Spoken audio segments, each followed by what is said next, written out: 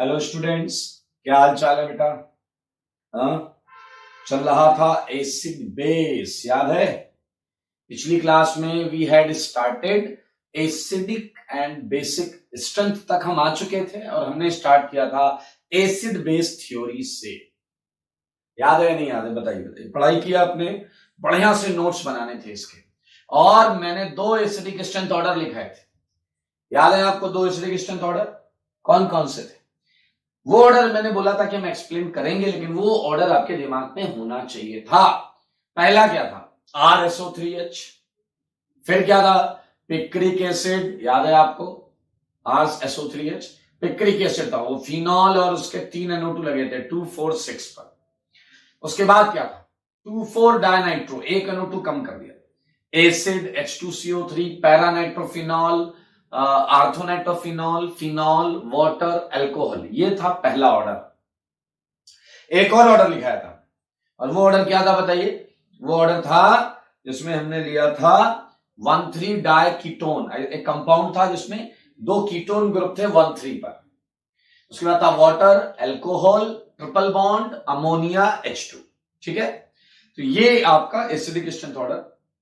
और मुझे याद आ रहा है इसके जस्ट बाद हमने 2 छोटे छोटे क्वेश्चंस लिए थे कंजुगेट एसिड और कंजुगेट बेस बनाने के। तो आई थिंक आपको याद होगा। तो चलिए जल्दी से हमें थोड़ा सा होमवर्क जो था ये डिस्कस कर लें।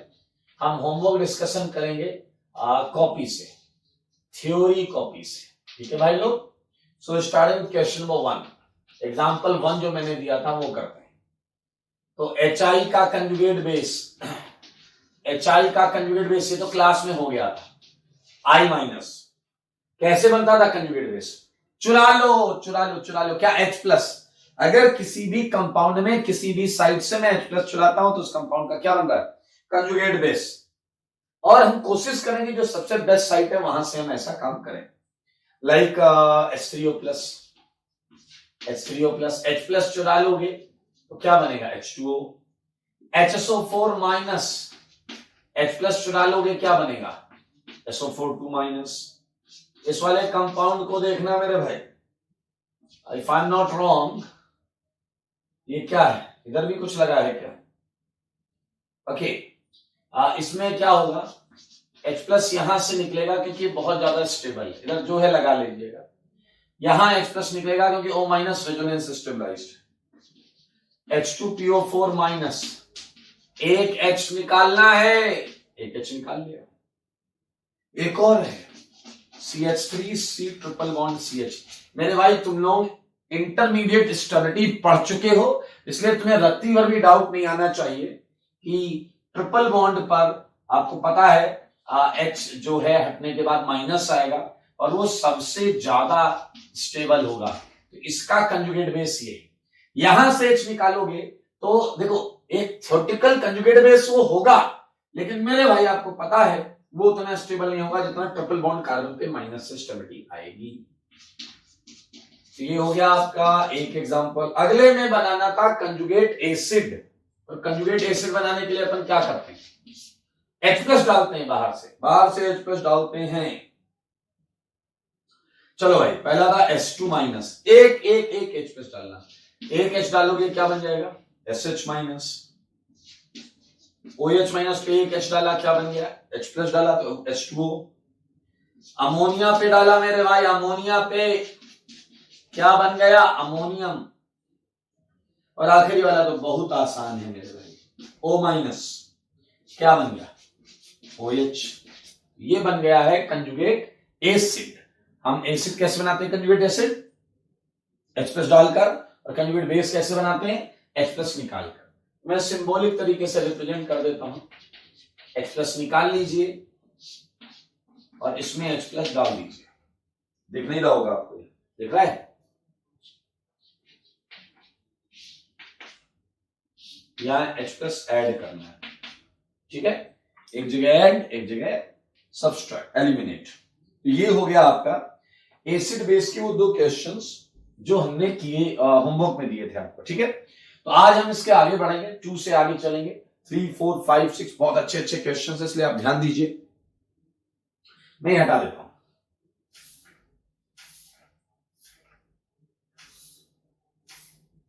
और एक बेहतरीन चीज मैं आपसे पूछूंगा, आप मुझे उसका जवाब दे दीजिएगा।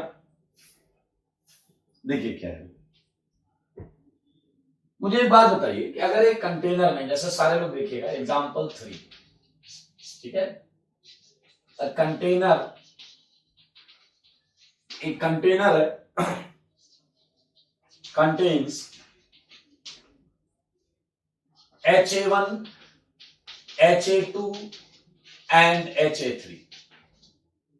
मेरे भाई ये एसिड्स हैं, ये क्या है, एसिड्स हैं। कंटेनर के अंदर एसिड है 3, HA1, HA2, HA3। A1, A2, A3 मैंने ऐसे ही इन्हें डिफरेंट बनाने के लिए किया है।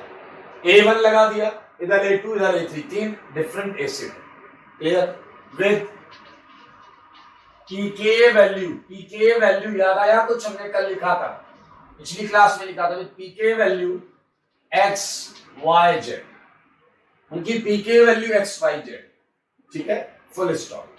If X greater than Z greater than Y, अगर मैंने वैल्यू का ऑर्डर दिया if X greater than Z greater than Y, इसमें एक चीज करो, pK value X Y Z है, लिख लो रेस्पेक्टिवली, रेस्पेक्टिवली मतलब x है HA1 की, y है HA2 की और z है HA3।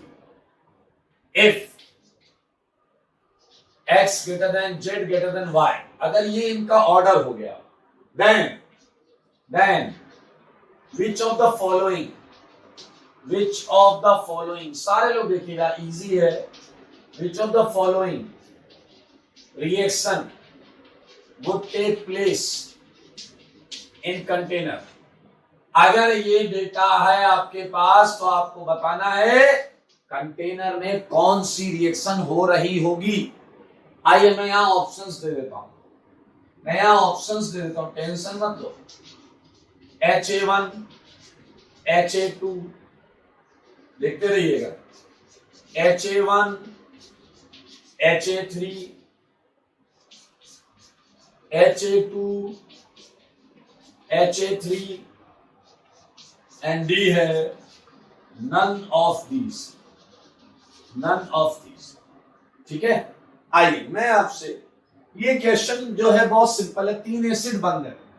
कई लोग आप ये सोच रहे होंगे सर एसिड ही एसिड बंद है तो रिएक्शन कैसे होगी। आइए आपके इसी समस्या को दूर करने के लिए एक एग्जांपल, छोटा सा एग्जांपल पहले करा, बहुत छोटा एग्जांपल पहले करा। कंटेनर सारे लोग देखेंगे सेम है, contains HNO3 and H2SO4, HNO3 भी है H2SO4 भी है कंटेनर के अंदर, ठीक है, right, right, possible reaction, right, possible reaction in container. सारे लोग सुनना, सारे सारे सुनना।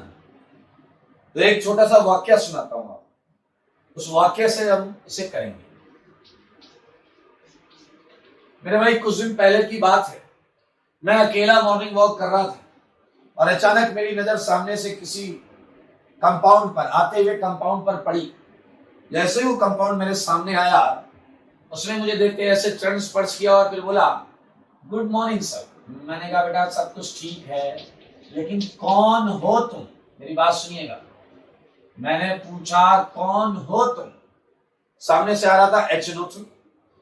मैंने पूछा कौन हो? ये ही सेड सर मैं नाइट्रिक एसिड हूं, नाइट्रिक एसिड। आपने सुना होगा HNO3। ही सेड सर मैं नाइट्रिक एसिड हूं।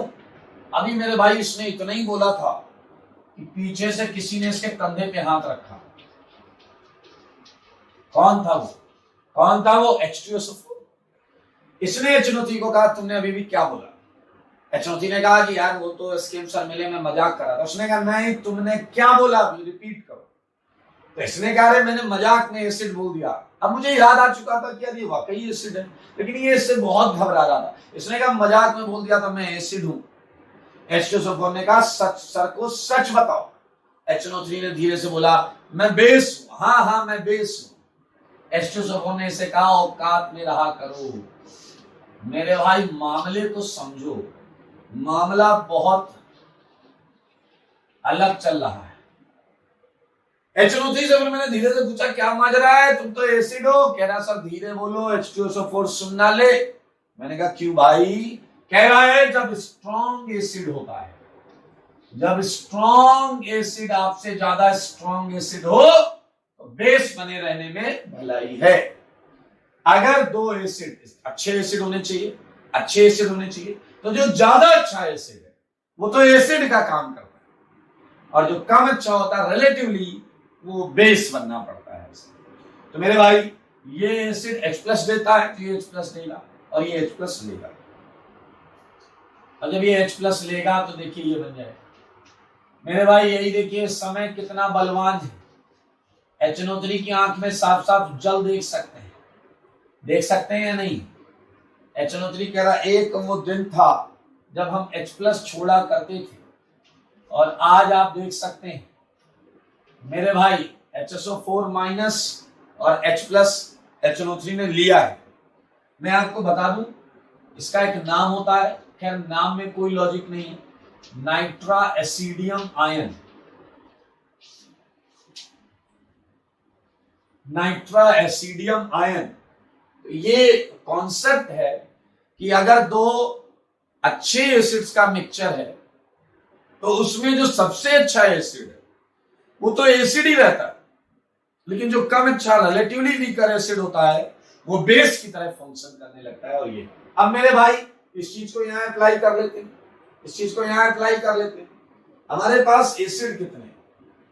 3, और पीके वैल्यू का ऑर्डर देख लो। तो मेरे भाई अगर मैं इसे सॉल्व करता हूं तो ये इतने में ही सॉल्व हो जाएगा, इतने में ही सॉल्व हो जाएगा। पीके वैल्यू को ध्यान से देख लो बस, पीके वैल्यू का ऑर्डर।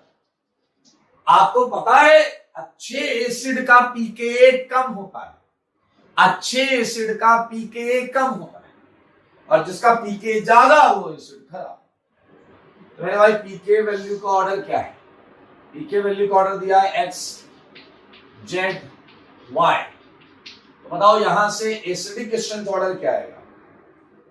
यहां से एसिडिक स्ट्रेंथ ऑर्डर क्या आएगा?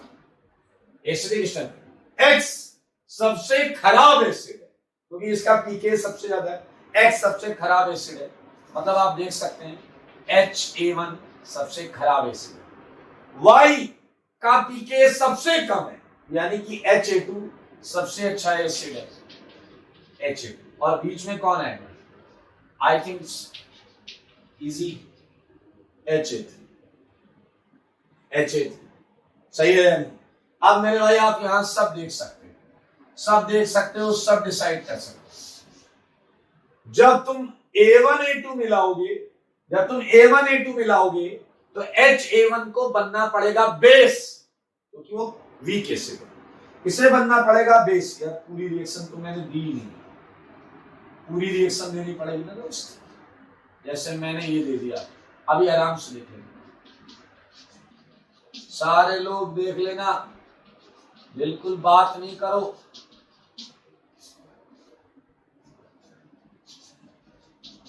हाँ देखो HA1 है वीक रिलेटिवली, तो ये हो गया क्या?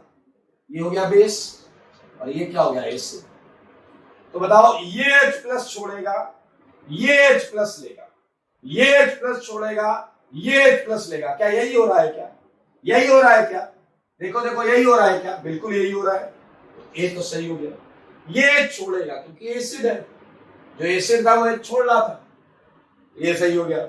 HA1 और HA3, HA1 और HA3 में ये वीक है, ये हो गया बेस, और HA3 उससे आगे है, हो गया एसिड। तो ये H+ छोड़ेगा, अरे वाह ये भी सही है। A2A3 में HA3 हो गया बेस, और HA2 क्या है? एसिड। तो ये छोड़ेगा H+, ये लेगा, गलत है, गलत गलत गलत। क्या आंसर मिल गया आपको? आंसर मिल गया आपको। ये देख लें, पीके वैल्यू ऑर्डर ये है, और इससे आपको एसिडिक स्ट्रेंथ ऑर्डर ये मिली। And we just finish this question. ये क्वेश्चन हो गया मेरे भाई। बहुत अच्छे अच्छे क्वेश्चंस यहाँ आएंगे और आपकी कॉपी में जो थ्योरी आ चुकी है उससे आप इन क्वेश्चंस को आराम से बना लेंगे। एक नजर देखें इसे, देख लें एक नजर, ठीक है। चलिए एक एग्जांपल में और देता हूं, एग्जांपल 5। एग्जांपल 5 ये भी आपने पिछली क्लास में कॉन्सेप्ट पढ़ा है। Which of the following reaction is feasible? यार ये नाम बहुत मतलब एक ही है। feasible मतलब रिएक्शन हो रही है नहीं हो रही। स्पॉन्टेनियस ये फिजिकल केमिस्ट्री का टर्म है। स्पॉन्टेनियस हो रही या नहीं हो रही। कौन सी रिएक्शन फॉरवर्ड जाएगी, अरे उसका भी मतलब है हो रही या नहीं हो रही। तीन टर्म यूज हो जाते हैं। कौन सी रिएक्शन फीजिबल है, हो रही नहीं हो रही। स्पॉन्टेनियस है, हो रही नहीं हो रही। और क्या फॉरवर्ड डायरेक्शन में जा रही, मतलब वही है। आओ मैं यहां आपको कुछ प्रश्न दूंगा, सारे लोग प्रश्न को ध्यान से देखें। ये है ट्रिपल बॉन्ड एल्काइन, यहां पर भी एल्काइन है, ध्यान से देखें। यहां पर भी एल्काइन है मेरे भाई, यहां पर भी एल्काइन है, यहां पर भी एल्काइन है, ठीक है। और मैं इन्हें बेस देता हूं, इसे एसिड कैटेगरी में रख रहे हैं। मैंने दिया KOH, मैंने दिया NaOH, ठीक है। मैंने दिया भाई साहब NaH, मैंने दिया NaNH2, NaNH2, ठीक है। और मैंने दिया NaHCO3। देखते रहे ना, मजेदार है। और एक रिएक्शन और दूंगा मैं, FHCCH प्लस Na। मेरे भाई आपको ये रिएक्शन बतानी है कि कौन सी हो सकती है और कौन सी नहीं हो सकती। तो बहुत सिंपल सा फंडा है, आप ये महसूस कर पाए होंगे। ये पूरा कॉलम एसिड वाला है और ये वाला कॉलम बेस वाला है। फंडा क्या है, पिछली क्लास में हमने पढ़ा था कि each acid base reaction moves towards weaker acid weaker base side. याद करो, मैंने बोला था each acid base reaction moves towards weaker acid weaker base side. मतलब जिधर वीक एसिड वीक बेस होगा ये रिएक्शन उधर जाएगी। मतलब क्या है, इधर वीक आना चाहिए। अगर इधर एसिड स्ट्रांग है तो इधर उससे रिलेटिवली वीक एसिड आना चाहिए, तभी वो रिएक्शन होगी, अदरवाइज नहीं होगी। तो फंडा ये कहता है कि हम रिएक्शन लिख लेते हैं, लिखने के बाद देख लेंगे कि अगर उधर वीक है तो बोलेंगे वो रिएक्शन हो रही, अगर देखेंगे उधर स्ट्रांग है तो बोल देंगे रिएक्शन नहीं हो रही। पिछली क्लास का टॉपिक याद होगा आपको। चलिए तो मेरे भाई KOH मेरे ख्याल से सारी दुनिया पहचानती है। K plus OH minus, Na plus OH minus, Na ये इनका नेचर बता रहा हूं मैं। आखिरी वाला Na है, केवल Na, अभी इस पर बात करेंगे। मेरे भाई ध्यान से देखो, इस कार्बन पर इस H पर, तो H पर पार्शियल प्लस होगा, तो मेरे भाई माइनस प्लस से रिएक्शन करेगा, सिंपल सी बात है। ये देखो OH माइनस, ये H चुरा ले जाएगा OH किसे, H को। अच्छा बताओ, OH अगर H को चुराता है, OH अगर H को चुराता है तो बताओ जल बनेगा या नहीं। OH माइनस ने H प्लस लिया, जल बनेगा। और यहां आ गया ये सारे लोग C minus K plus, H हट गया तो C माइनस के साथ K प्लस आयनिक इंटरेक्शन में रहेगा। अच्छा अगर मैं ऐसे ही, हाँ देखते रहे, अगर सेम रिएक्शन में आगे कराऊं, OH H ले लेगा तो क्या आएगा, H2O। और यहां क्या आएगा बोलिए, HC triple C minus, K की जगह सोडियम होगा, Na plus, same dash dash dash dash dash dash. बस इधर देखो क्या निकलेगा, H माइनस H प्लस लेगा, H माइनस H प्लस लेगा hydrogen gas, NH2 minus H plus लेगा अमोनिया गैस। मेरे भाई SCO3 माइनस H प्लस लेगा, SCO3 माइनस, तो बनेगा H2CO3। और अब थोड़ा सा बुद्धि लगा के ये समझ लो Na के साथ, हालांकि अभी हमने बेसिक स्टैंड पर क्वेश्चन नहीं किए, अगर हमने किए होते तो मैं आपसे पूछता इनमें सबसे अच्छा बेस कौन है। तो मेरे भाई बेस का डेफिनेशन भी अगर आपको आता है ना, बेस क्या होता है, जो इलेक्ट्रॉन देता है, जो इलेक्ट्रॉन देता है।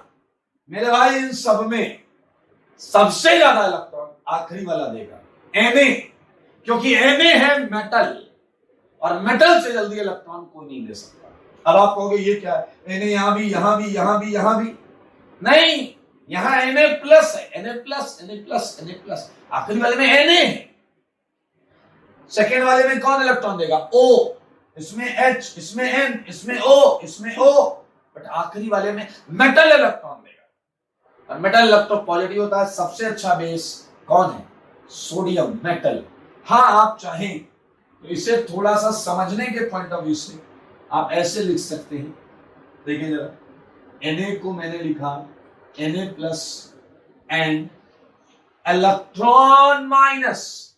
मेरे भाई ये इलेक्ट्रॉन किसे मिलेंगे, ये इलेक्ट्रॉन मिलेंगे H को, यहां तो वही आएगा आपका सॉल्ट, और वो H जो होगा वो नवजात हाइड्रोजन होगा, और वो नवजात hydrogen half mole hydrogen gas होगा। हम नवजात हाइड्रोजन को हाफ मोल हाइड्रोजन गैस लिख सकते हैं। तो मेरे भाई हमने रिएक्शन लिख डाली भाई, और अब हमें ये देखना है कि राइट हैंड साइड में वीक एसिड होना चाहिए, राइट हैंड साइड में वीक एसिड होना चाहिए।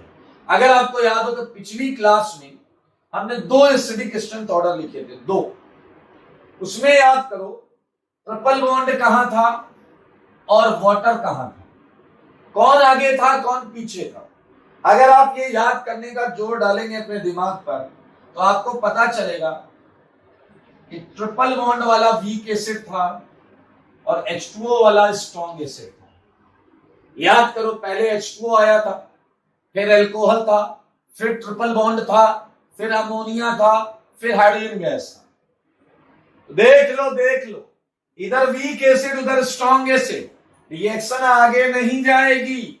सुन लो सारे कान खोल के, रिएक्शन आगे नहीं जाएगी, ये रिएक्शन फिजिबल नहीं है, ये रिएक्शन नहीं हो सकती, क्योंकि मेरे भाई ये स्ट्रॉन्ग एसिड की तरफ रिएक्शन नहीं जाती, क्योंकि तुम्हें पता है स्ट्रॉन्ग एसिड्स अनस्टेबल होते हैं, ये हमने पिछली क्लास में किया था।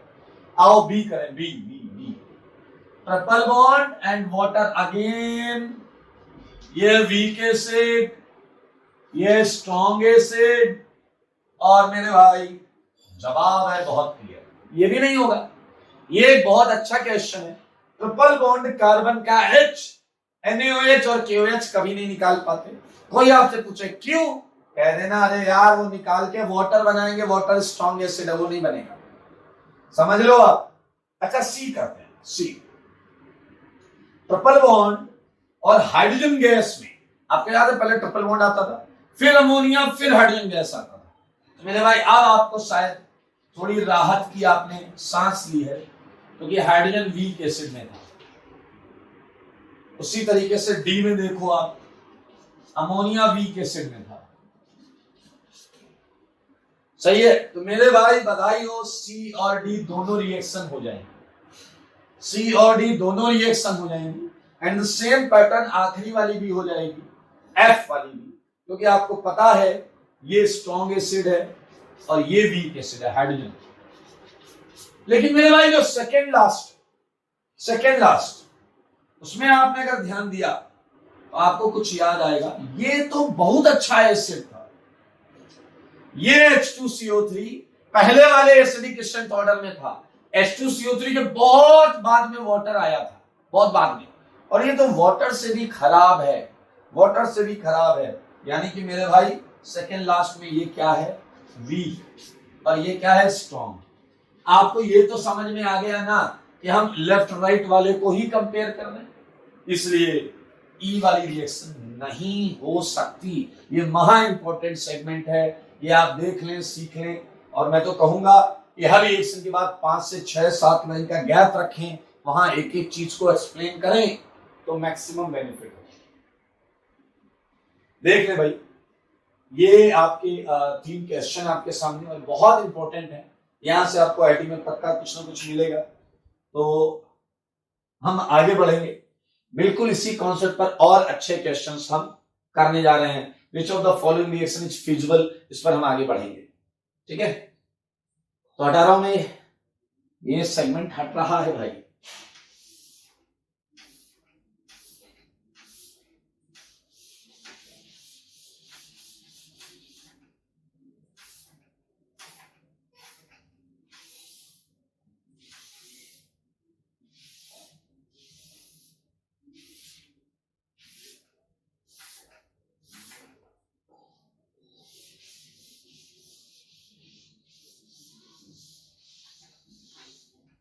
चलिए भाई, हम पढ़ रहे हैं एसिड बेस थ्योरी से related questions, acidic basic strength से related questions.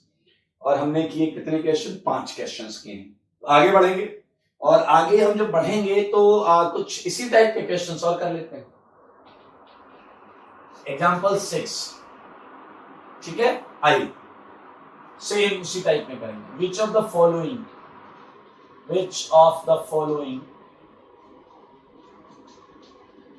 which of the following reaction is spontaneous? मेरे भाई कोई टेंशन तो नहीं है। स्पॉन्टेनियस का मतलब फिजिबल, आगे जा रही है, फॉरवर्ड रिएक्शन। ठीक है, आइए, बहुत आसान है। मैं चाहूंगा आप सारे लोग ध्यान से क्वेश्चंस के टाइप को समझें। ये देखिए बेस, एसिड बेस, जैसे पहले मैंने एसिड बेस दिया था वैसे मैं यहां पर क्वेश्चंस देता जा रहा हूं आपको। ये OH, ये NO2, ये NO2, ये NO2, ये है आपका NHCO3। ठीक है, आइए और करते हैं। यह है OH, NO2 plus NaHCO3 D। यहां पर है आपका RCOOH प्लस NaHCO3। ठीक है, इसी के और पार्ट ले लेते हैं। ई पार्ट, ये है आपका पैरानाइट्रोफिनॉल प्लस, देखना बहुत मजेदार कॉन्सेप्ट आएगा यहाँ, मतलब कुछ नया नहीं है, बट अच्छा लगेगा आपको, सुनकर अच्छा लगेगा। EF OH NaHCO3। कॉन्सेप्ट सीख लो, बाकी पार्ट्स तो मैं खूब सारे करवा सकता हूं, इसलिए लॉजिक सीखना बहुत जरूरी है। चलिए, आइए एक मजेदार चीज मैं आपको बताऊंगा, वो आप देखिए, आपको अच्छा लगेगा। मेरे भाई ये रिएक्शंस है, यहाँ पर 6 रिएक्शन लिखी हुई है, और आपसे पूछा गया कौन सी रिएक्शन होगी कौन सी नहीं होगी। तो हम फिर से उसी साइकोलॉजी से स्टार्ट करते हैं कि हम रिएक्शन को पूरा लिख लेते हैं, और फिर हम देख लेंगे कि वो राइट हैंड साइड में अगर वीक कंपोनेंट होगा तो रिएक्शन हो रही होगी। इस चीज को हम समझते हैं। आप अगर ध्यान से देखें तो Na प्लस HCO3 माइनस, ये तो मेरे भाई हर जगह NaHCO3 है, सोडियम बाइकार्बोनेट, और आपको पता है ये बेस कैटेगरी में, तो इसकी नजर क्या ढूंढ रही होगी? बेस की निगाहें क्या ढूंढती? बेस की निगाहें H प्लस, बेस की निगाहें क्या ढूंढती हैं? ये प्रोटॉन है H प्लस, तो ये छीन ले जाएगा किसे? H प्लस को। तो बेस को क्या पसंद है? बेस को क्या पसंद है? अरे H+ पसंद है। पीछे वाले कह रहे सर बेबी को तो बेस पसंद है, बेस को क्या पसंद है? हमें क्या पसंद? अरे बेस को प्रोटॉन पसंद है। याद रखेंगे पूरी लाइन। हाँ, कोई पूछे बेस को क्या पसंद है तो बेस को H+ को ही बोलते हैं प्रोटॉन। हाँ, बेस को प्रोटॉन पसंद है। आ जाइए, तो चुरा ले जाएगा ये H+ को। अच्छा बताओ, अगर ये चुरा ले जाएगा H+ को तो आप सच सच बताओ आपको ये मिलेगा या नहीं? H हटेगा, वहां Na आ जाएगा, और H लेकर भागा कौन? SCO3 minus. SCO3 minus H लेकर भागेगा तो हो जाएगा H2CO3। इजी। ऐसे आप चाहें तो सारी रिएक्शन खटाखट लिख सकते हैं। ONA, इधर NO2, इधर NO2, इधर NO2, और कौन है इधर? H2CO3। सेम यहां पर H चुरा ले जाएगा, चुरा ले जाएगा H। अगर H चुरा ले जाएगा तो मेरे भाई ONA आ जाएगा। हाँ, और इधर क्या आ जाएगा? H2CO3। सेम हियर, यहां देख पा रहे हैं ये H+, तो इसका क्या बन जाएगा? RCOONA+,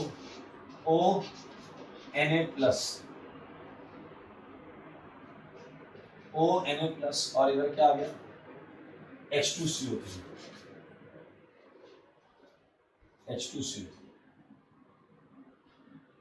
अभी हमें देखना है कौन सी होगी कौन सी नहीं होगी। आओ आओ बच्चों, मुझे बताओ, सारे लोग देखते रहना। ONA, और यहां पर क्या है? NO2, और ये क्या है? H2CO3। सिमिलरली यहां आप क्या करोगे? ONA plus H2CO3। बहुत ध्यान से सुनना, मजा आने वाला है। आप कहोगे फंडा तो वही है, तो इसमें नया क्या बताओगे? ध्यान से सुनो। एक एसिड ये है, एक एसिड ये है, और अगर आप उस ऑर्डर में जाओ तो यहीं से शुरुआत हुई थी। मतलब ये स्ट्रॉन्ग एसिड है, ये वीक एसिड है। मेरे भाई दुनिया की कोई ताकत इसे फिजिबल होने से नहीं रोक सकती। ये स्पॉन्टेनियस है, फिजिबल है, हो रही है, होने दो, कोई नहीं रोक सकता। आओ बी की बात करें। ये पिक्रिक एसिड है, इसके बाद वाला था, लेकिन इससे तो बहुत आगे था। तो मेरे भाई ये स्ट्रॉन्ग एसिड है और ये वीक एसिड होगी, ये रिएक्शन भी होगी। अगर सेम सेंस में मैं चलूं, ये भी स्ट्रॉन्ग एसिड था, ये भी वीक एसिड था, देखते रहो सारे, बुद्धि लगाओ, आखिरी वाला भी होगा, क्योंकि ये स्ट्रॉन्ग एसिड सेगमेंट में ही था, उससे आगे ही था, और ये वीक एसिड है। सारी स्पॉन्टेनियस इन पर आते हैं। मेरे भाई बहुत ध्यान से सुनो, मुझे बताओ सल्फोनिक एसिड और H2CO3 में बताओ डिफरेंस ज्यादा था या ना? पिक्रिक एसिड और H2CO3 के pKa में डिफरेंस ज्यादा था? इनके एसिडिक स्ट्रेंथ में डिफरेंस ज्यादा था या फर्स्ट वाले में? ये सबसे आगे था, याद रखना। तो मेरे भाई अगर ये सबसे आगे था तो इसमें डिफरेंस एसिडिक स्ट्रेंथ में ज्यादा था। ये स्ट्रॉन्ग है, ये वीक है, अच्छी बात है, बट डिफरेंस यहां ज्यादा था, यहां थोड़ा कम, यहां और कम, यहां डिफरेंस और कम। फील करना, फील। अगर मैं आपसे ये पूछ लूं ए रिएक्शन आगे ज्यादा जाएगी या बी ज्यादा जाएगी? दोनों आगे जाएंगी। दोनों क्या? चारों आगे जा रही है, ये भी वो भी सब। कौन सी ज्यादा आगे जाएगी? तब आपको इनकी एसिडिक स्ट्रेंथ के बीच में डिफरेंस से ही डिसाइड करना पड़ेगा। ये आगे जाएगी खटाखट फास्ट स्पीड में जा रही है, ये भी जा रही है थोड़ा स्लो, तो और स्लो, ये तो कह रहा जा रहे हैं भाई, जा रहे, हाँ या ना? ई पार्ट को देखते हैं। ई पार्ट मेरे भाई, अगर हम उस ऑर्डर वैल्यू पर जाएं जो हमने लिखा है एसिडिक स्ट्रेंथ का, तो उसमें ये वीक एसिड है और ये स्ट्रॉन्ग एसिड। आप देख पा रहे हैं, आपके इस ऑर्डर में लिखा हुआ है। H2CO3 आगे है, कंपेरेबल का साइन है इसके साथ। H2CO3 आगे है, इसके साथ कंपेरेबल का साइन। तो मुद्दा ये है कि इसके pKa में, इन दोनों के एसिडिक स्ट्रेंथ में, आई एग्री ये वीक है, लेकिन मेरे भाई डिफरेंस बहुत कम है, डिफरेंस बहुत कम है। तो यहां पर क्या है, very low difference in Ka value, Ka value में डिफरेंस बहुत कम है। एक बच्चे ने कहा अच्छा तो क्या होगा, मेरे भाई डिफरेंस कम होने की वजह से ये रिएक्शन रिवर्सिबल नेचर ले लेता है, ये रिएक्शन रिवर्सिबल नेचर ले लेता है। एक बंदे ने कहा चलो मान लिया, लेकिन वीक अगर थोड़ा सा ही डिफरेंस है, लेकिन अगर वीक इधर है तो रिएक्शन तो इधर आएगी, इधर आएगी। मेरे भाई यही है सबसे बड़ा इसका इंटरेस्टिंग पॉइंट, रिएक्शन आगे ही जाएगी। पहले दो बातों को समझो, यहां पर रिवर्सिबिलिटी क्यों आई है, क्योंकि इन दोनों में एसिडिक स्ट्रेंथ डिफरेंस कम है। अगर यही एसिडिक स्ट्रेंथ डिफरेंस ज्यादा हो जाए, ज्यादा, तो मेरे भाई रिएक्शन नहीं हो पाएगी, क्योंकि कम से कम रिवर्सिबिलिटी तो आए, और रिवर्सिबिलिटी के लिए आपको ऐसे एसिड चाहिए जिसकी एसिडिक स्ट्रेंथ काफी क्लोज। अब आप कहोगे चलो पहला फैक्टर समझो कि रिवर्सिबिलिटी आनी जरूरी थी, कहीं डिफरेंस ज्यादा हो गया, ये वीक वो स्ट्रॉन्ग और डिफरेंस ज्यादा, तो रिएक्शन तो नहीं होगी। अब दूसरी बात यह है कि हाउ कैन वी प्रूव कि रिएक्शन आगे जा रही है। दरअसल H2CO3 की वजह से, H2CO3 को सब ध्यान से देखो, अरे घूरना नहीं है, ध्यान से देखना है। H2CO3 को अगर आप ध्यान से देखेंगे तो एक विचित्र और इंटरेस्टिंग बात पता चलेगी। दरअसल H2CO3 जो होता है ये कुछ और नहीं है, ये मेरे भाई एक्वस कार्बन डाइऑक्साइड है, ये एक्वस कार्बन डाइऑक्साइड है।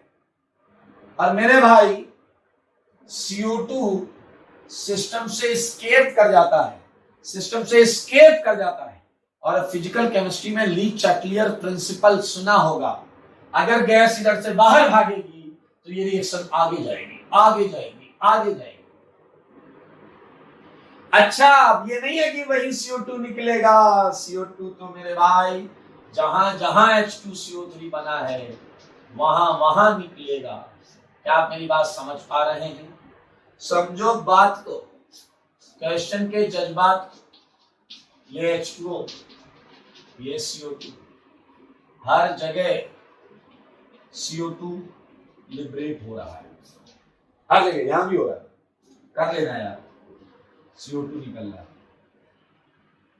कुछ बच्चे पूरी बात ध्यान से नहीं सुनते, वो कहते हैं यहां भी CO2 निकाल दो, यहां भी CO2 निकाल दो, रिएक्शन हो जाएगी। अरे अकल से डैश, यहां रिएक्शन तो तब होती ना जब कम से कम रिवर्सिबिलिटी तो आए, इनके बीच में कुछ एग्जिस्टेंस तो हो। लेकिन अगर रिवर्सिबिलिटी ही नहीं आई तो तुम किसे खींच कर ले जाओगे? यहाँ डिफरेंस ज्यादा है, इनके बीच में कोई रिवर्सिबिलिटी का रिलेशन स्थापित नहीं हो पाता, कोई भी इक्विलिब्रियम नहीं आ पाता। ये देख लें। अब आप कहोगे हमें कैसे पता चलेगा कि एसिडिक स्ट्रेंथ में डिफरेंस कम है या ज्यादा? अरे तो मैंने बताया है ना तुम्हें ये वाला कि एसिडिक स्ट्रेंथ में डिफरेंस कम होता है, इसके अलावा कुछ नहीं आएगा। अगर आएगा कंपैरिजन वाला, कंपेरेबल वाला, तो यही आएगा और कुछ नहीं आएगा। ये है मोस्ट इंपॉर्टेंट। क्या है ये? Most important. ये एक बेहतरीन चीज है। और इसी क्वेश्चन में जैसे देखिए बोला गया कौन सी रिएक्शन आगे जाएगी, इसी क्वेश्चन को CO2 के टर्म्स में पूछा जा सकता है। इसी क्वेश्चन को जो CO2 निकल रही है उसके टर्म्स में पूछा जा सकता है। कैसे देखें मैं बताता हूं, ध्यान से देखेंगे। Which of the following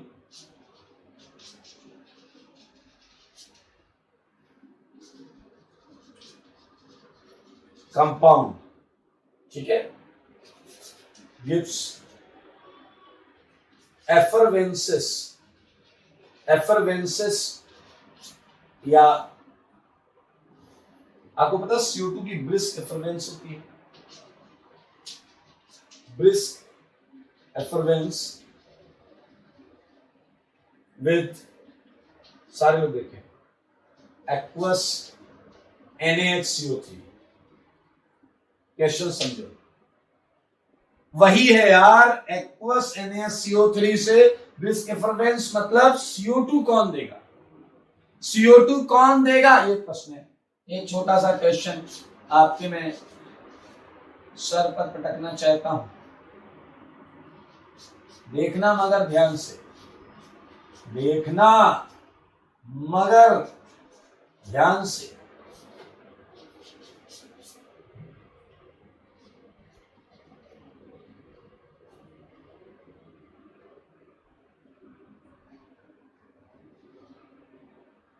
सोचो 4 ऑप्शन में कौन सा ब्रिस्क एफरवेंस देने वाला है।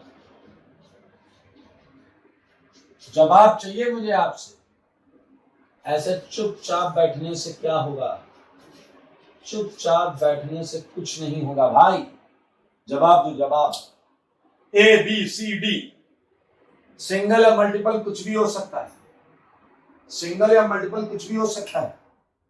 सोचो सोचो, जब तक आप सोच रहे हैं तब तक मैं बाकी 3 क्वेश्चन हटा देता हूं, आई मीन 2 क्वेश्चन हैं, एक हटा देता हूं बड़ा वाला।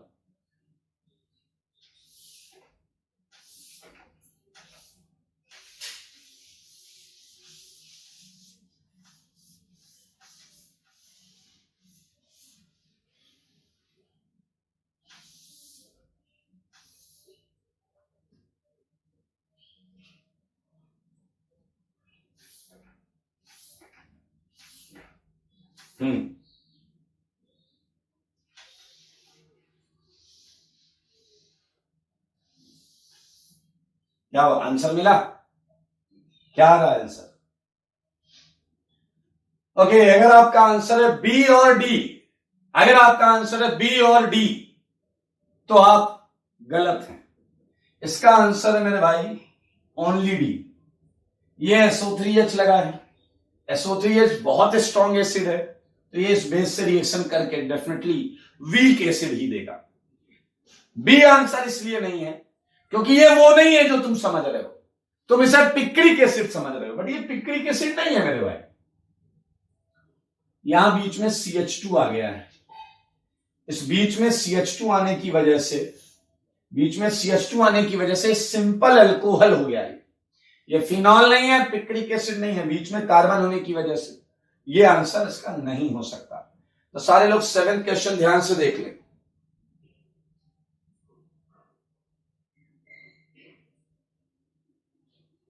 सेवेंथ क्वेश्चन ध्यान से देख लें। जल्दीबाजी में हमें CH2 दिखता नहीं है और हमें लगता है ये आंसर है 18 में।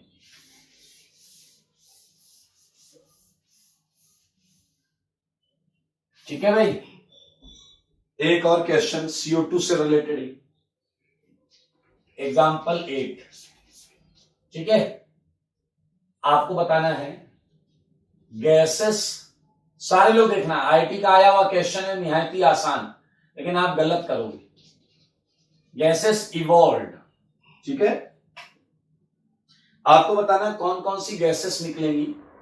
Gases evolved in following reactions. मैं आपको कुछ रिएक्शंस दूंगा, आपको बताना है कौन सी गैस निकलेगी। ठीक है, आइए, तो एक रिएक्शन ए है, यह है आपका R C double bond OH, सारे लोग देखिए, प्लस ये है NaHCO3, NaHCO3, ठीक है, और बी वाला पार्ट देखना, यह है RSO3H, और ये है आपका NaHCO3, ठीक है। अब मैंने इसमें एक चेंज कर दिया, वो चेंज देखो, ये जो कार्बन है मैंने इसे 14 कर दिया, 14 आइसोटोपिक कार्बन है, आइसोटोपिक कार्बन C12 कार्बन भी होता है, C14 भी होता है। यूजुअली हम जो कंपाउंड में यूज कर रहे होते हैं C12 होता है, तो मैंने C14 लगा दिया ताकि आप इस कार्बन को ट्रेस कर पाओ, ये कहां है, किस जगह। ठीक है, तो गैसेस इवॉल्व पता करना है तो मैं ऑप्शन देता हूं। ऑप्शन मिलेगा बेटा? हाँ, एंजॉय करिएगा एकदम ऑप्शन के साथ। ये CO2 कौन सी गैस निकलेगी, ए से और बी से? CO2 SO3, CO2 SO2, CO2 CO2 CO2 CO2, सारे देखो, ये 14, ये 14 और ये 14। ध्यान से जवाब देना है, ध्यान से। ABCD 4 ऑप्शन है आपके पास। चलिए लग जाइए प्रश्न को करने में। क्वेश्चन कर रहे हैं, एकदम से लग जाइए भाई साहब, बहुत मजेदार क्वेश्चन करिए। तब तक मैं अगला क्वेश्चन लिख देता हूं।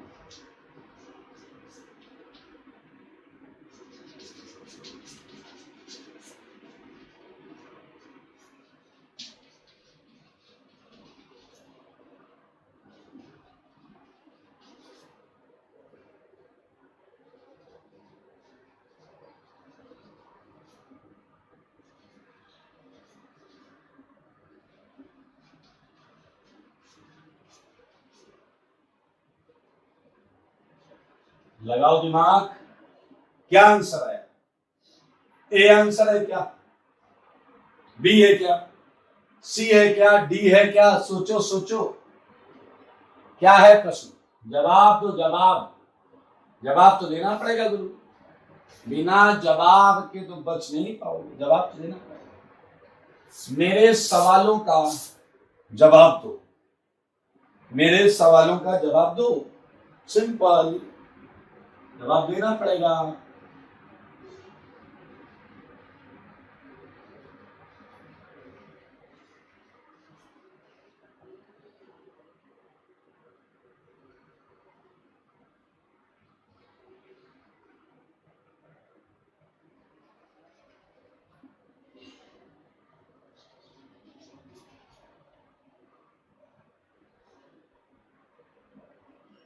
हाँ जी, क्या है आंसर? सोच लो जल्दी से, लास्ट 10 सेकेंड्स।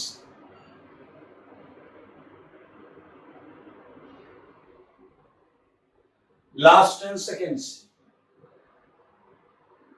आइए, मैं आपको बहुत क्वेश्चन तो हमने अभी इतनी देर में किया यार, कितनी बार किया। इसका आंसर है मेरे भाई चाइना। इसका आंसर है चाइना। इसका आंसर है चाइना, क्योंकि ये रिएक्शन तो एसिड बेस है। यहां प्लस, यहां माइनस, यहां माइनस, यहां प्लस, यहां माइनस, यहां प्लस, यहां प्लस, यहां माइनस, उतनी देर से यही कर रहे हैं। तो बताओ क्या होगा? ये बेस H लेकर भागेगा, ठीक है? अगर बेस H लेकर भागेगा तो आपके पास क्या आएगा? R C double bond ONA, ये आएगा, और साथ में क्या आएगा? H2CO3। यहां ये बेस ये H लेकर भागेगा, क्या आएगा आपके पास? ये Na, ठीक है, और ये CO3 क्या लेकर भागेगा? H, तो ये H2CO3। सोचो सोचो, 14 तो यहां रहेगा, ठीक है? तो मेरे भाई गैस कहां निकली? गैस कहां निकली? गैस तो मेरे भाई H2CO3 देगा। गैस कौन देगा? H2CO3 देगा। यहां कौन देगा? यहां भी H2CO3 देगा। तो यार ये तो कॉमन सेंस है, गैस तो इसके अंदर से आएगी, ये थोड़े देंगे गैस, ये तो सॉल्ट दे रहे थे, सॉल्ट। बहुत इजी है, इसका आंसर चाइना है। और मेरे भाई एक बात अपने जहन में, दिमाग में बैठा लो, वो ये एसिड है, ये बेस है, दोनों रिएक्शन में यही है। तो बताइए जरा, गैस किससे निकली? गैस CO2 गैस किससे निकली है? एसिड से या बेस से? एंड बाइकार्बोनेट बेस से या एसिड से? सही पकड़े हैं, गैस बेस से निकलती है। तो हिंदी में लिखेंगे हम, गैस हमेशा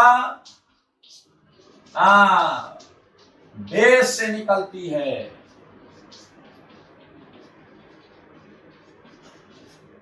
गैस हमेशा बेस से निकलती है।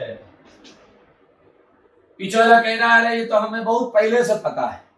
अरे ऑर्गेनिक की बात हो रही, नालायक के रिएक्शंस बहुत इंपॉर्टेंट, आईटी में आया हुआ क्वेश्चन ही। ये क्वेश्चन आईटी में आया हुआ है। वो केवल ये जानना चाह रहा था कि आपको एसिड बेस रिएक्शन करानी आती है नहीं करानी आती। ये ऑप्शन देना तो बेवकूफी से बढ़कर और कुछ नहीं है। देखो ये कहां टूटेगा यार, तो एक्सप्रेस दे देगा बेस को बस, बाकी तो सॉल्ट फॉर्म में पड़ा है। और इसी बीच एक बेहतरीन क्वेश्चन आपके लिए है। इसका जो सही जवाब देगा उसे कुछ मिलेगा, जिसका सही होगा उसे भी मिलेगा, जिसका गलत होगा उसे भी, सबको मिलेगा। आई पूछा गया which of the following shows unusually high solubility in water। ये 4 कंपाउंड है, मैं कंपाउंड बता देता हूं कौन कौन सा। बेंजीन है, first is benzene, second phenol, benzene पर OH लगा हुआ है, बेंजीन पर OH फिनॉल। थर्ड है एनिलीन, बेंजीन पर NH2 लगा हुआ है, और ये बेंजोइक एसिड, बेंजीन पर C लगा हुआ है। आप ये बता दो इन 4 में वो कौन है जो वाटर में अनयूजुअली हाई सॉल्युबिलिटी शो करता है। सोच समझ के देना जवाब। अनयूजुअली हाई सॉल्युबिलिटी कौन शो करता है, ये आपको बताना है।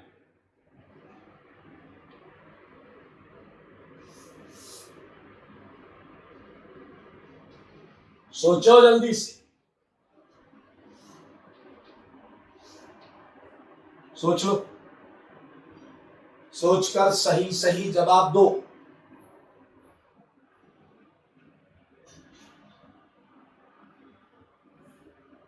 बिल्कुल सही जवाब के इंतजार में।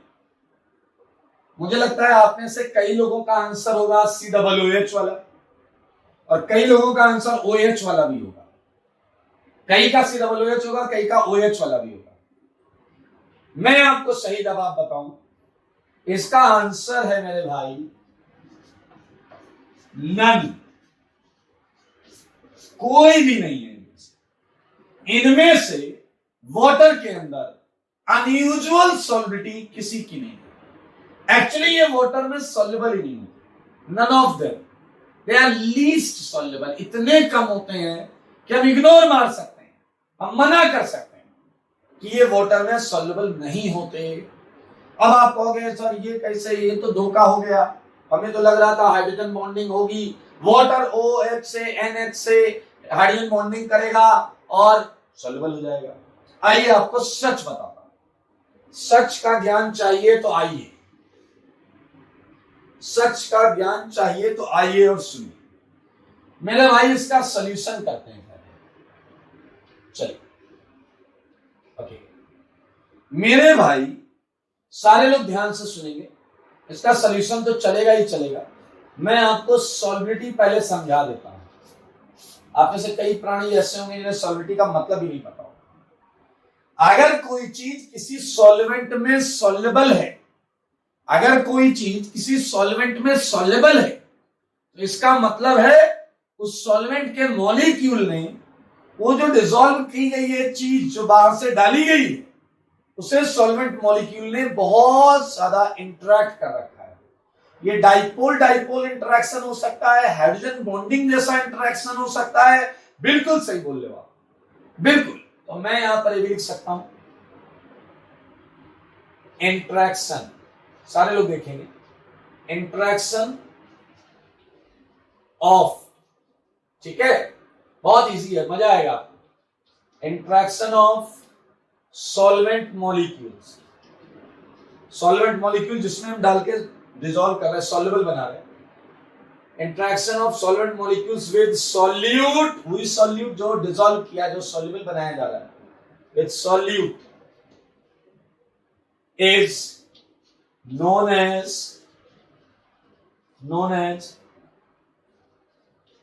सॉल्वेशन बोल दो या सॉल्बिलिटी बोल दो, सॉल्बिलिटी। ध्यान से सुनना, फुल स्टॉप। अगर हायर इंटरेक्शन होगा तो हायर सॉल्बिलिटी, अगर हायर एक्सटेंट, सारे लोग देखते रहे ना, नजर ना हटे, higher extent of solvation, sorry higher extent of interaction अगर है मेरे भाई, हायर एक्सटेंट ऑफ इंटरेक्शन है, तो ये बात आपको हाई सॉल्विटी से समझ में आती है। एंड वाइस वर्सा, अगर कम इंटरेक्शन होगा तो वो कम सॉल्युबल होगा, ठीक है, वाइस वर्सा। चलो ठीक है, अब सच सुनो, सच, ठीक है, एक एग्जांपल के तहत मैं सच आपके सामने लेकर आना चाहता हूं। मेरे भाई मैं आपको अल्कोहल देता हूं, पीछे वाला कह रहा thank you sir, thank you, मजा आ गया, बाकी हम अरेंज कर लेंगे। अबे सॉल्विटी के लिए अल्कोहल दे रहा हूं। सुनो, मैंने आपको अल्कोहल दिया, ये देखिए अल्कोहल को जनरली हम कैसे रिप्रेजेंट करते हैं, ROH। अब समझो बात, ROH में दो सेगमेंट है, ROH में दो सेगमेंट हो, एक सेगमेंट है OH। मेरे भाई इसे हम बोलते हैं हाइड्रोफिलिक, हाइड्रोफिलिक, क्या बोलते हैं, हाइड्रोफिलिक। और जो R वाला सेगमेंट है उसे बोलते हैं हाइड्रोफोबिक, उसे बोलते हैं हाइड्रोफोबिक। अगर देसी अंदाज में समझा जाए, हाइड्रोफिलिक का मतलब होता है जल लविंग, वाटर लविंग, जो वाटर को पसंद करता है, पीछे वाले जो वाटर को पसंद करता है, वाटर लविंग, क्योंकि वाटर OH से हाइड्रोजन बॉन्डिंग कर सकता है। R क्या है, R है alkyl part, methyl, ethyl, propyl, phenyl, cyclohexyl. मेरे भाई R वाला जो पार्ट है ये वाटर लविंग नहीं है, ये नॉन वाटर लविंग है। इसे वाटर से इंटरेक्शन, कार्बन हाइड्रोजन में कोई पोलराइजेशन नहीं होता, दैट्स व्हाई ये वाटर लविंग नहीं होता। तो यहां पर आप देख सकते हैं non water loving, non water loving. मेरे भाई यही है इस क्वेश्चन का सीक्रेट। नहीं हटाता हूं पहले,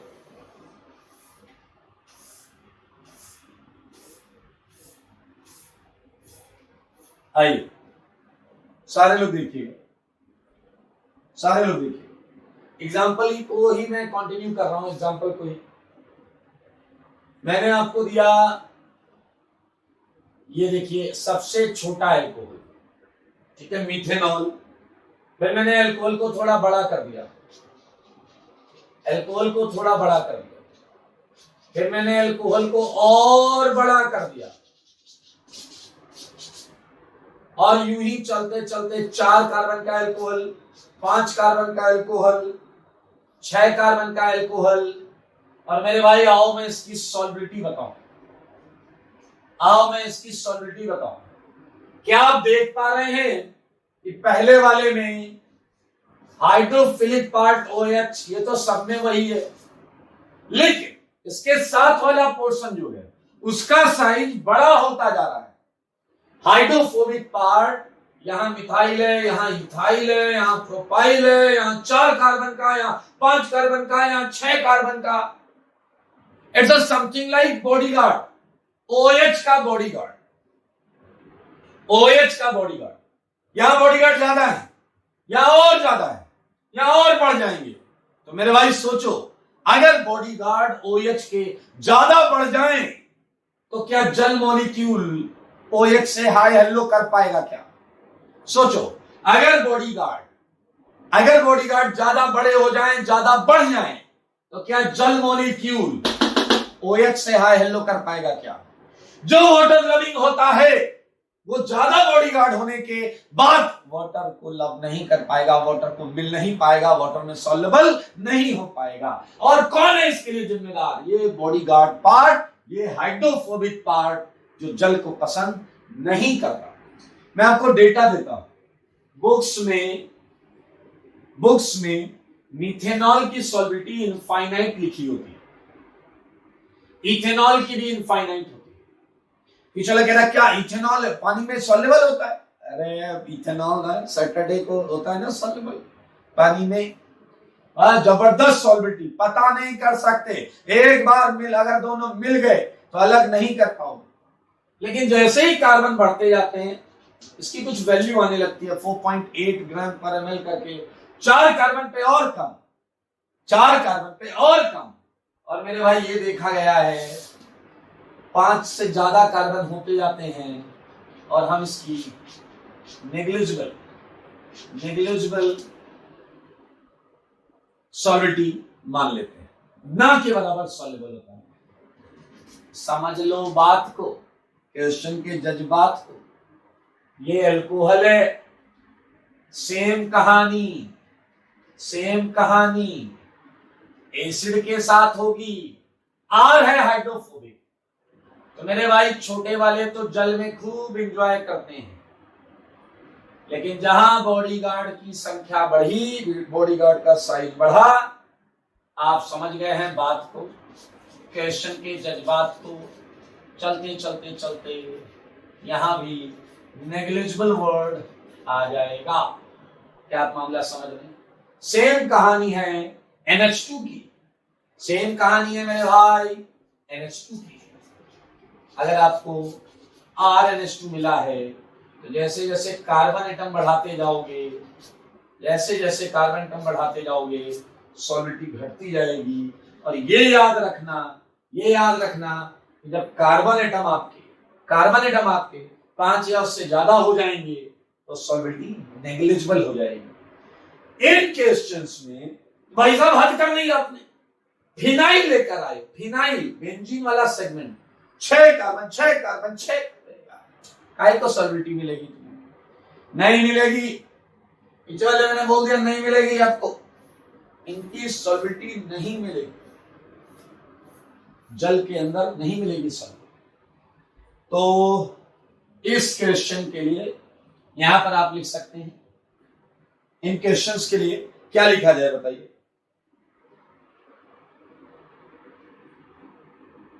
इन क्वेश्चंस के लिए क्या लिखा जाए? इसका सॉल्यूशन लिखना है ना, लिख सकते हैं due to larger hydrophobic part,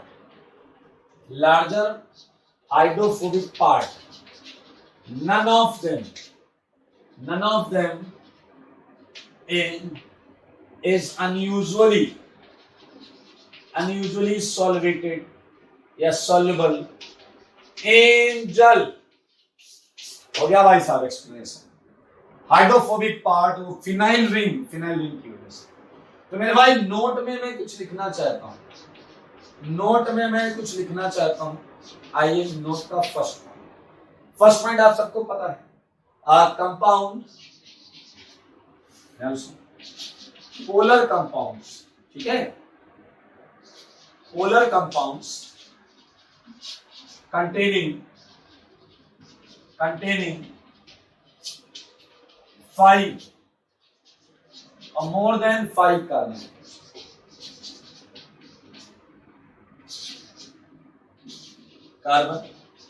atoms are negligibly soluble in जल। ये जल में ना के बराबर सॉल्युबल होते हैं, सही है। सेकंड पॉइंट, एक बच्चा आया, उसने कहा कि सर क्या ये वाटर में सॉल्युबल होगा? मैंने कहा नहीं, इसका ये बॉडीगार्ड बहुत बड़ा है। और उसने कहा मुझे तो इसे सॉल्युबल कराना है। मैंने कहा ऐसे कैसे कराओगे, हो ही नहीं सकता। अरे भाई कंपाउंड पोलर है लेकिन वाटर में सॉल्युबल नहीं है, क्योंकि हाइड्रोफोबिक पार्ट बॉडीगार्ड बड़ा है। तो अक्सर ऐसे कंपाउंड किसमें सॉल्युबल होते हैं? ये ईथर जैसे सॉल्वेंट्स में। ईथर भी पोलर सॉल्वेंट है, हाइड्रोजन बॉन्डिंग का चक्कर नहीं होता। मैं लिख सकता हूं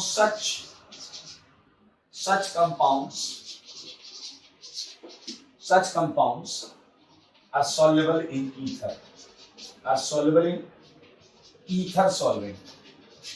in ether solvent। मजेदार चीज क्या है, एक बच्चा कह रहा है कि मुझे इसे वाटर में ही सॉल्युबल कराना है। एक तरीका हो सकता है, अगर किसी तरीके से, किसी विधि से, किसी मैकेनिज्म से, किसी रिएक्शन से अगर मैं इसे सॉल्ट बना ले जाऊं, अगर मैं इसे सॉल्ट बना ले जाऊं तो फिर ये वाटर में सॉल्युबल होगा, क्योंकि सॉल्ट वाटर में सॉल्युबल होते हैं। क्या तुम्हें रिएक्शंस याद है? आज हमने बेस डाल डाल के ऐसे सॉल्ट बनाने का प्रयास किया था। तो अगर किसी तरीके से मैं सॉल्ट बना ले जाऊं तो वो वाटर में सॉल्युबल होगा। तो मेरे भाई ये है third point, that salts are soluble in जल। सॉल्ट्स जो हैं वो जल में सॉल्युबल होते हैं even after a large body guard, क्योंकि मेरे भाई इनके पास ये देखिए एक्चुअल चार्जेस होते हैं, they are ionic in nature and that's why they can interact with large number of solvent molecules and get solvated. याद रखना, अगर सॉल्ट है, सॉल्ट बॉडीगार्ड कुछ नहीं कर पाएगा, कुछ नहीं कर पाएगा बॉडीगार्ड, समझ में आया? लेकिन अगर ये कोवेलेंट कंपाउंड है, बॉडीगार्ड सब कुछ कर लेगा। अभी चार्ज इस पे क्या, हल्के हल्के चार्ज है, पार्शियल प्लस पार्शियल माइनस। तो मेरे भाई महा इंपॉर्टेंट सेगमेंट चल रहा है and we just finished solubility with one example जो हमने प्रीवियस किया था। और अगली क्लास में मजा आने वाला है आपको, क्योंकि इसी सॉल्युबिलिटी के कॉन्सेप्ट को यूज करके कुछ बेहतरीन क्वेश्चन करेंगे और एसिडिक क्वेश्चन निकालने के करेंगे। ठीक है, तो आज के लिए मेरे भाई इतना ही। तब तक के लिए क्या करना है आपको, बहुत सुंदर नोट्स बनाने हैं, बहुत सुंदर नोट्स बनाने हैं। और सीट में मैंने एक्सरसाइज 1 दिया था, एक्सरसाइज 1 के 1 to 30 क्वेश्चंस दिए थे। इसके सॉल्यूशंस मैं अपडेट करवा दूंगा, अपलोड करवा दूंगा, तो आप सॉल्यूशंस देख लीजिएगा। अगर कोई डाउट हो तो फिर वो ग्रुप में आप पूछ लीजिएगा। ठीक है, तो आज के लिए इतना ही। तब तक स्वस्थ रहें, मस्त रहें और पढ़ाई में व्यस्त रहें।